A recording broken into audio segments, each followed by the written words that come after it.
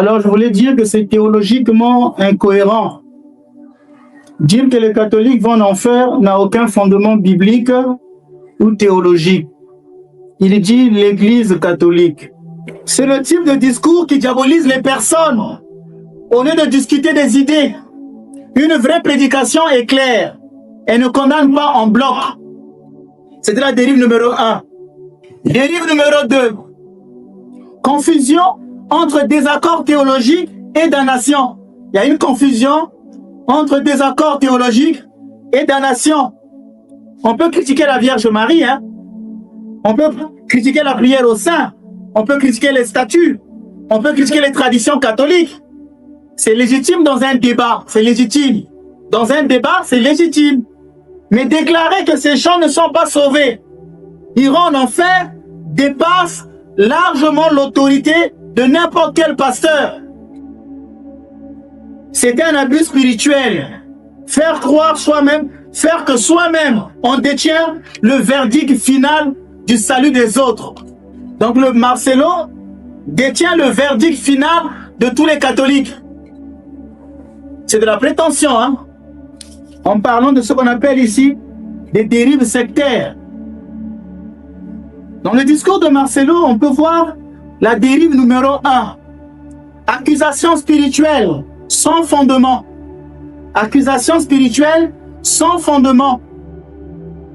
Dire que les catholiques vont en enfer, ce n'est pas un argument biblique. C'est une accusation gratuite. Il détient le verdict final de tous les catholiques. Ils iront en enfer.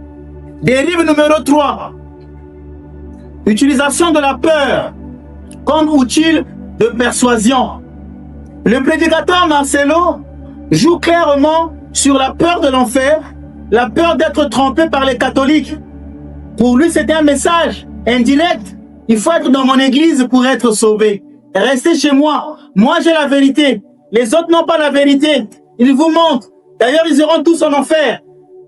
Quand un message te secoue plus par la terreur que par la grâce, ce n'est plus de l'évangile. C'est du contrôle émotionnel. Il est en train de faire un contrôle émotionnel. Donc, c'est une dérive sectaire. Quand on vous dit qu'une église peut devenir une secte, ça, c'est des dérives sectaires. Dérive numéro 4. Simplification dangereuse du salut. Simplification dangereuse du salut. Réduire le salut à une phrase du style « Seule ma version de la foi sauve », c'est une dérive sectaire. Nous, dans l'église catholique, dans l'église orthodoxe, on n'a jamais fonctionné comme ça. On reconnaît même les autres. On reconnaît les semences de vérité chez les autres. Mais on ne décrète pas leur salut final. Dérive numéro 5. Jugement absolu sur des millions de croyants, des milliards de croyants. Dire que les catholiques, eux, ils vont en enfer, c'est un procès collectif. Le Christ ne juge pas comme ça. Un pasteur encore moins. Dérive numéro 6. Mélange de Bible et de conclusions personnelles. Utiliser la Bible qu'on met souvent sous les aisselles, comme un thermomètre. Puis tirer des conclusions personnelles du type « Donc les catholiques sont des idolâtres. Ils vont aller en enfer. Jamais je peux les considérer comme des chrétiens. » C'est une utilisation manipulatrice de la Bible. Une vraie étude de la Bible explique le texte. Elle ne l'utilise pas comme une arme pour légitimer sa version. Donc depuis 2 milliards d'années, tous les catholiques n'étaient pas des chrétiens. Les seuls chrétiens, ce sont ceux qui sont chez Marcelo, à la Compassion.